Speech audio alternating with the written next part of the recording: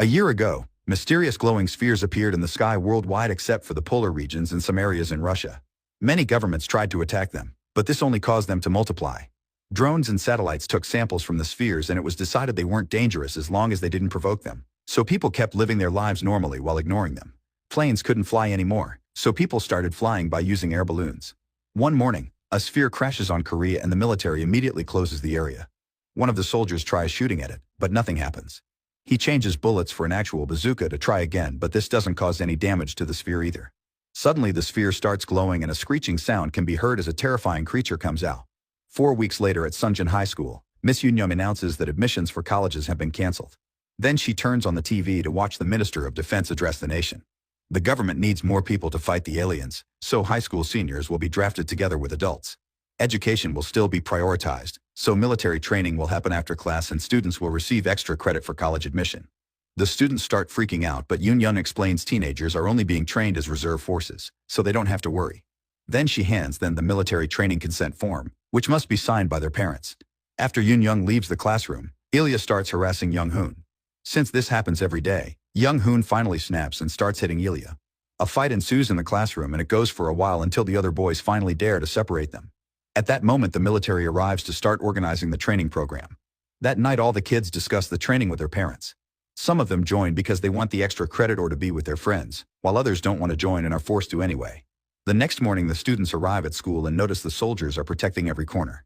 Yoon introduces her class to First Lieutenant Lee, who will be in charge of this group. He explains that training will happen after regular classes and appoints the class leader Yoon as the senior private. He also asks Chi-yeol to be in charge of recording videos for their parents. Lee reveals that there's a reward point system. 10 reward points make 1 extra credit and 30 demerits lead to a discharge. The students are shown their barracks because parts of the school have been converted into a military base. They're given uncomfortable beds in classrooms and told to get rid of anything non-essential like phones and makeup, which is making some students already regret signing up. None of them is taking this seriously yet. Then everyone goes outside so each student can receive a real gun. They treat them like toys in a video game, so the soldiers have to scold them and Lee reminds them to take care of their firearms as it's the only thing they can rely on during war. The students spend the rest of the day running to start building up stamina. That night everyone records a video for their families. Some of them whine about the hard work while others hope their relatives are fine. The boys come together around Ilya's phone when they discover a video that leaked online, showing a bunch of soldiers killing something off screen. Lee comes over to stop them and when Young-hoon tries to leave to study in another room, Lee reminds him personal time is banned. A frustrated Young-hoon snitches that Ilya has a phone and Lee immediately confiscates it, giving him 3 penalty points. Ilya is ready to beat Young-hoon up for snitching so Lee punishes them both by making them take out some dirty water. Young-hoon drops the pot midway and insults Ilya, who responds with a punch. Chi-yeol sees them while taking out the trash and separates them before things escalate. At that moment a sphere comes down and crashes against the school before landing in front of the teens. When Ilya pushes Young-hoon against the sphere, it suddenly opens up and reveals a huge alien. It uses long tentacles to grab Young-hoon and eat him whole. Chi-yeol tries to get close to the creature but Lee arrives just in time to stop him. Afterward a devastated Yoon wants to send the students home since she had been told this wouldn't be dangerous. Lee refuses and asks her to keep the secret because they don't want to spread panic. Then Yoon checks on Ilya and Chi-yeol, offering some words of comfort before asking them to lie too. On the way back to their dorm, Ilya pushes Chi-yeol and reminds him to lie because he's afraid he'll be blamed for Young-hoon's death. The other students heard some noises and want to know what happened, but they believe the story of Young-hoon being sent home because he got hurt. Meanwhile, Lee is having flashbacks of the sphere that attacked after the bazooka shot. It went absolutely insane and killed most of the team, which left Lee with survivor's guilt. The next morning Yoon hears on the radio that 30 spheres had fallen and the government tells citizens not to get close to them. The students wonder what happened to the gym since it's been destroyed with no explanation. After last night's incident, the soldiers decide to intensify the training sooner than planned.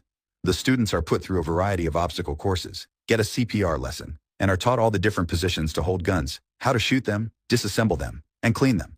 This leaves them extremely tired for regular classes. One night Ilya threatens to kill Chi-yeol because he's afraid he'll tell everyone about the incident. Chi-yeol blocks the attack and immediately runs away, managing to hide just in time. Suddenly an alien appears in front of him and Chi-yeol, only to then wake up from this nightmare. He goes for a walk to clear his head and finds Nara writing Young-hoon's name on a get well soon message, which causes him to have a breakdown. The next day, Lee gives the class a minute to disassemble and assemble a gun. If they don't do it in time, they get a penalty.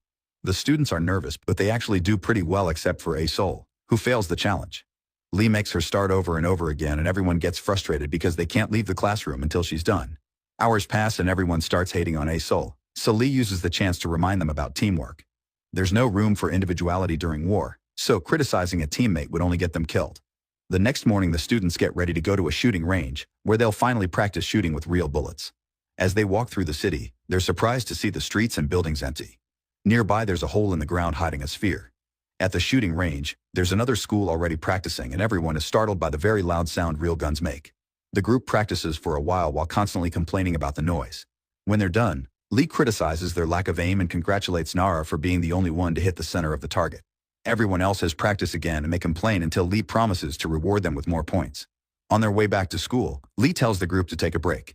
He's noticed bullet holes in the area so he wants to investigate, but he only tells the other soldiers about it.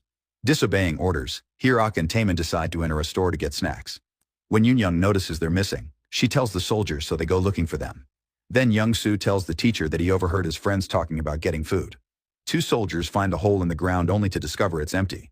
Meanwhile, Yoon and Yoo-young go looking for the missing boys. Yoo-young finds a gun on the ground and when she picks it up, she screams as she sees a hand attached to it. The students hear her and run to her spot, so they freak out when they see the hand too. Yoon tries to comfort her while noticing blood and shoes nearby, causing her to take a closer look.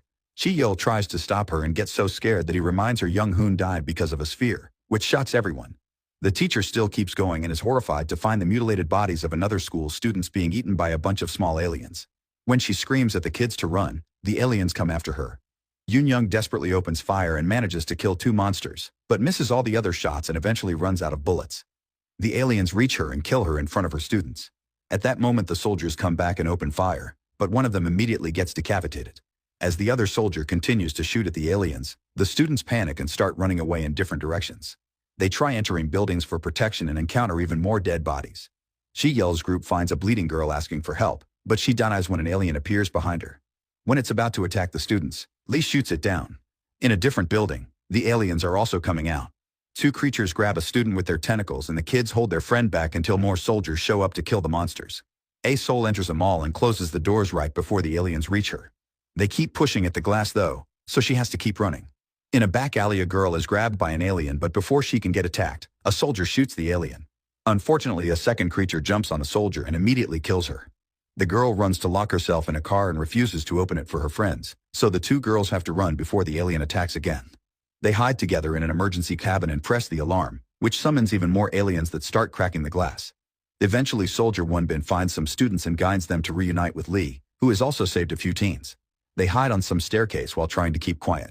When Lee notices the creatures following the alarm noise, he does the same and arrives just in time to shoot all the aliens before they reach the girls. There's a hidden alien that almost gets him, but it's shot by Nara.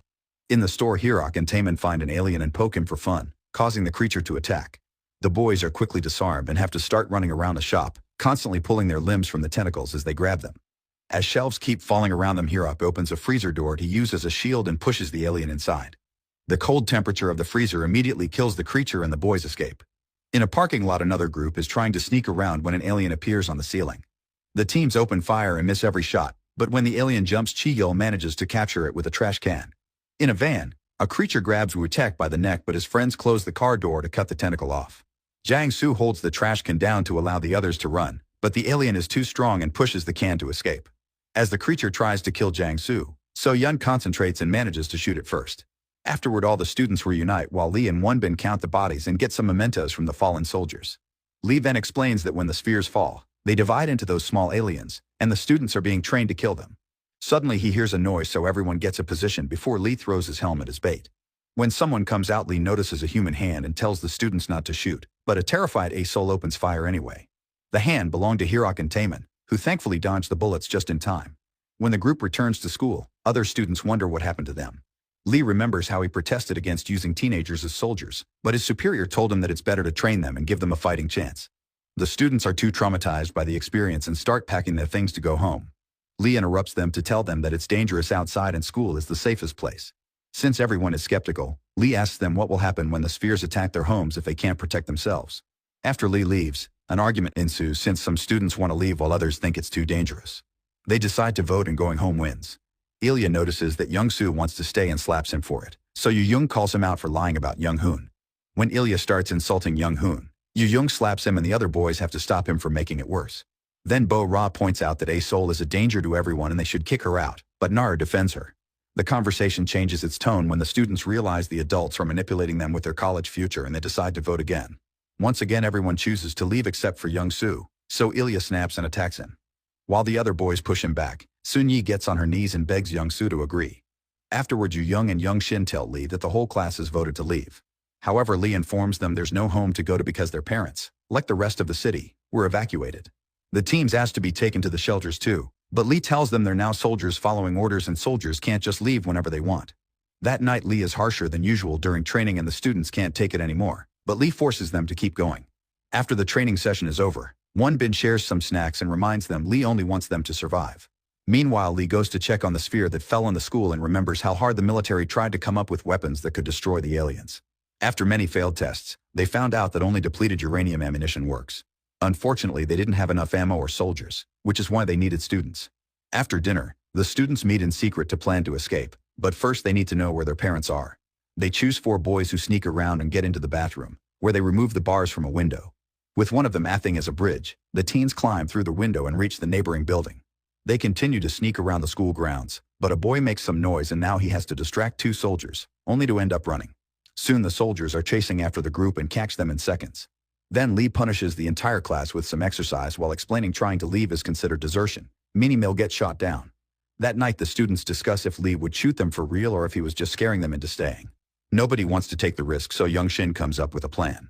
The next morning the group tells the other classes about the aliens and the deaths of Young Hoon and Yoon Young. Now every student in the building wants to leave, so they run to the entrance and the soldiers have to form a barrier to keep them from leaving. However, not even a warning shot calms them down. Suddenly a sphere crashes on the ground behind them. As soon as the small aliens come out, the soldiers open fire. However, there are too many monsters and soon fighters start getting killed. Students run away and panic, but they aren't fast enough and there are deaths among them too. A second sphere falls and releases even more aliens, making it harder to escape. A team of soldiers reaches the school roof and opens fire from above to provide backup, only for another sphere to fall on top of them. Both students and soldiers keep getting killed all over the place, yet Lee never gives up. He saves teenagers as he reminds them to put themselves together. A soldier gets in a car and refuses to open for his friend before driving away, almost running over some students. However, an alien jumps on the window and the soldier can't see ahead, so the car ends up crashing.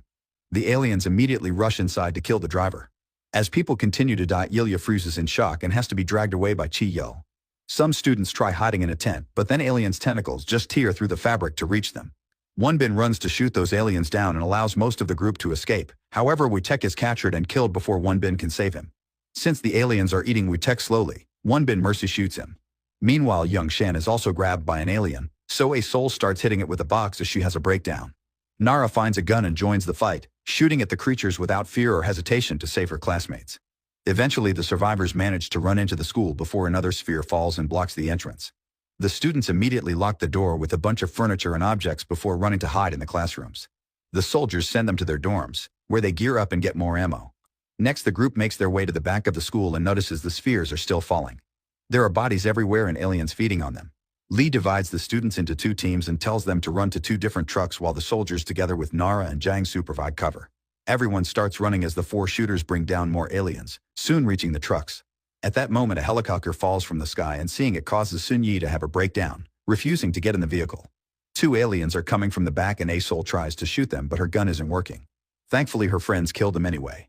Sun Yi is pushed into the truck by force while the last girl slips and falls, causing her to sprain her ankle. There are more choppers coming, however they're attacked by the aliens too. The trucks take off and Wonbin is left behind. The wounded girl can't get in either and Lee doesn't see her, so she gets jumped on and killed by the aliens. When Lee finally hears this, he stops the truck, but Wonbin catches up to them and reminds him it's too late. The trucks keep moving to escape while in the city. The spheres continue to fall and cause massive destruction. A few hours later, the trucks are driving around the mountains. Suddenly, one of the vehicles falls on its side as it's revealed that an alien followed them. After killing the drivers, it moves inside to attack the teenagers, who quickly open fire to kill them. None of the students die, but So-Yun is severely wounded. While bandaging So-Yun's wound, they check their guns and realize they're out of ammo. They also notice there aren't many spheres in this area, which means the aliens definitely targeted highly populated locations. Young Shin finds a map and discovers that the shelter is 20 kilometers away. However, the students agree that it's too far to walk considering So-Yun's wound and the blazing heat, so they agree to wait for help. Some of the teens look around and find a building, so they decide to hide there for now. Before leaving, Young Shin draws an arrow on the truck pointing to the direction of the house. In the building the phone isn't working, but at least there's running water. There also are tanks of liquid nitrogen and a truck in the garage, but nobody knows how to drive. June he finds a packet of ramen and hides it for herself because nobody can find any more food. They do find a first aid kit and try to help So-Yun, whose fever keeps getting worse.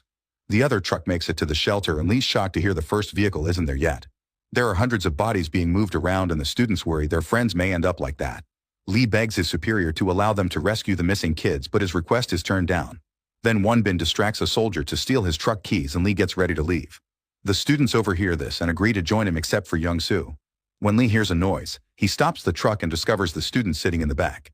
He tries to make them stay, but they convince him to take them along. Back to the old building, June he sneaks out to eat the ramen alone. At that moment she sees an alien and runs back to her friends. The alien chases after her, so the whole group makes sure to hide inside and block the door. When the creature crawls into the ventilator, the teens run to a different room and lock the door again before the alien jumps out. Most windows have bars, but one is broken, so they move furniture to block it. The alien continues to move from the window to the front door, waiting for them to come out. By nighttime, So-Yun's condition is terrible. Her fever is back and her wound is festering. They have no choice but to use the truck, so Chi-yeol volunteers to go outside and find an escape route. He quietly sneaks around while keeping an eye on the alien and finds a window they could use to get out through the back, but he'll need tools to open it. He makes it to the garage and finds a tool, but the little noise he makes is still enough to get the alien's attention. Chi-yeol sees it in the mirror and manages to dodge its attack. Then he throws a bucket at it to distract it and runs outside to hit it with the garage door. The creature still chases after Chi-yeol, so the others hurry to open the door and help him get in before locking the room again. Young Shin then turns on the TV so the noise will make the alien believe they're still there while they escape through the window thanks to Chi-yeol's tool. As the group sneaks around, the TV starts failing and the alien hears them outside, so it gets ready to attack. While some of the boys try to push it back into the ventilator, the others run to the garage carrying So-Yun, and now they have to find the truck keys. The alien finally brings down the boys, who protect themselves with a sign. With lots of effort they manage to push the creature off and run to join the others so they can finally lock the door. When they get the key, they fight over who will drive and the key falls out of reach. The alien is starting to get in through a hole in the roof, so Young Shin says someone must be left behind as bait or they won't make it. He thinks it should be So-Yun, however the others think they should play fair, so they draw sticks to leave it to luck. Hyuk loses, but Jang-soo volunteers to do it instead. A flashback shows him recording the video for his parents and revealing his father used to be a soldier, so he gave him lots of advice about sacrifices and becoming a villain to save a group. Meanwhile, Lee and the other students cross the city and see all the death and destruction. Eventually they find the fallen truck, but before they can move, they see some aliens nearby. They immediately open fire and kill them all in minutes. In the garage, the group retrieves the keys while Jang-soo comes out and starts making noise with a paint bucket. The alien appears on the roof and starts chasing him around the area. The truck soon takes off, leaving Jang-soo behind with the alien. A few miles later, the group finally stops the vehicle and realizes Hyuk is missing. Near the building the chase continues and the creature manages to corner Jang-soo. When it jumps to attack, Hyuk brings it down with the nitrogen from the tanks and kills it. Then the duo tries to leave only to be tackled by Lee because there are more aliens coming. Lee and Nara shoot them down and finally save everyone. In the morning, Lee and every student return to the base. The teens are ready to insult Young-soo for not coming, but Won-bin comes to his defense. Lee is scolded by his superior, who takes out his gun but says he'll only punish him if it happens again. For the next few weeks the teenagers have to get used to the military life. So-Yun's wound is healed and she must join the others for chores. They exchange their school clothes for army uniforms and must help with the shelter's farming. They're still teenagers though, so they fight over many silly things. Keeping everyone under control is taking its toll on Yu-young. A-Sol continues to fail at the most basic tasks and Bo-ra tells her to quit, so Nara has to defend her again. The military has only defeated 20% of the spheres and lost 50% of their soldiers. Most of the spheres are gathered near populated areas because the aliens seem to take their nourishment from humans. They've recently discovered the aliens are weak against the cold, so now the UN is developing cryogenic weapons. However, the commander points out the spheres are still attacking and they can't wait until the new guns are ready, so they should use the students to counterattack. Lee informs the students that they'll leave in the morning on a special mission to kill the spheres in the neighboring area. As a reward, they'll be allowed to go home when they're done. In the evening, Won-bin points out they should ask the students to write their last will, but Lee doesn't dare to do it. Yu-young overhears them and decides to deliver the papers herself, saying it's just a formality. Everyone still freaks out and yells at her, so Jang-soo has to defend her. The boys almost get in a fight and a stressed Yu-young leaves the tent. Jang-soo follows her and shows appreciation for everything she's done. That night nobody can sleep, so they end up writing their wills. When Lee and Won-bin realize what Yu-young did, they decide to throw a little party for the students with the few resources they have. This allows them to relax and forget about the mission for a while.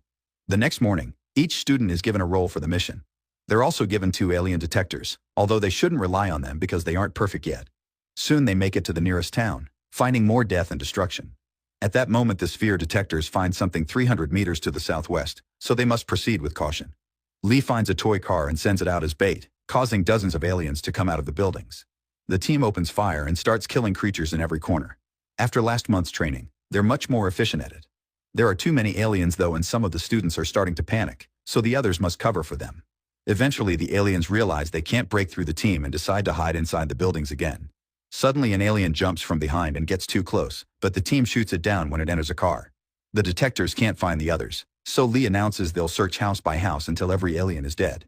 The group splits to look around the buildings, finding more aliens and opening fire. Since now the creatures are trying to get away from them, they're getting harder to shoot. When a detector finds some creatures nearby, the teams look up to see them drop an antenna and they dodge it just in time. The best shooters stay on a roof and provide cover as snipers. The team starts chasing the aliens around town, determined not to let a single one escape. Inside one of the houses, One Bin hears a noise and gets ready to fire, only to find a survivor called Yunsa. They bring her outside, and when she sees the bodies of her friends, she has a breakdown and passes out. Lee also finds 2 survivors and everyone is successfully rescued. Once all the aliens are dead, the team goes to nearest the shelter only to discover the aliens have attacked it. The creatures are gone now, but there isn't a single survivor left. Seeing all the bodies makes the team wonder if their families are all right in the other shelters. Yunsa and her friends explain they were supposed to bring supplies to this place, but the aliens attacked and their commander abandoned them. Lee wonders how the aliens found the shelter and concludes they're smarter than they thought. While the students gather the bodies and identify them, Bo-Ra complains about A-Sol to Lee, who tells her not to worry. All this is overheard by A-Sol. That night during dinner, Yu-Young notices Yunsa leaving the table with an empty expression on her face and follows her. Yunsa grabs a gun and gets ready to self-delete, explaining to Yu-Young that her friends asked for help but she ran away. As Yu-Young tries to talk her out of it, Lee shows up and promises he'll protect everyone. However, Yunsa doesn't trust adults anymore and blames them for the death of her friends, so she opens fire. One Bin arrives just in time to act as a shield for his leader. The other students hear the shot and rush to help One Bin while Yunsa falls to her knees, having another breakdown. The bullet only hurt One Bin's shoulder, so he soon wakes up and assures everyone that he's fine. Lee tries to contact the base but the radio isn't working, so he announces they'll go back in the morning. On the roof, Nara and Chi-Yel are keeping watch when suddenly Nara sees some aliens on top of the city buildings. Using binoculars, they notice the creatures are glowing as if exchanging signals with the spheres in the sky before leaving. They rush to tell Lee about this and he realizes this is how the spheres know when and where to attack. The little aliens have been acting as scouts. Nara searches the direction they took on the map and the group realizes the aliens will attack another shelter, so everyone agrees they must help. The next morning, Lee comes up with a plan. He wants to lower the aliens into the university building and blow them up with bombs made from dynamite and depleted uranium. After working hard to make the bombs, the team spreads through the university to set them up. They also activate the generator so they can use the security cameras. Unfortunately, the aliens start moving faster than expected and the team can't finish installing all the bombs. They turn on the university siren and the car alarms as bait while they run around the building to close every door and window. The aliens are moving incredibly fast and the students need to run to safety. The bombs aren't ready yet, so Lee volunteers to finish the job and forces them to leave without him. Right after the group enters another building to hide, the aliens invade the university. Lee finishes the bombs and runs around trying to shoot as many creatures as possible while looking for an exit. Even when they grab his leg with their tentacles, he keeps on fighting. Unfortunately, there are too many of them and he can't kill them all, so he tries to escape by jumping over the balcony and ends up hurting his leg. When he runs out of bullets, he hides in a room and radios the team to say goodbye. The group wants to save him, but Lee reminds them of their mission. After lots of tears and hesitation, Yu-Young uses the detonator, blowing up the university and killing every being inside. Make sure to subscribe and turn on notifications so you can watch more videos like this. Thanks for watching.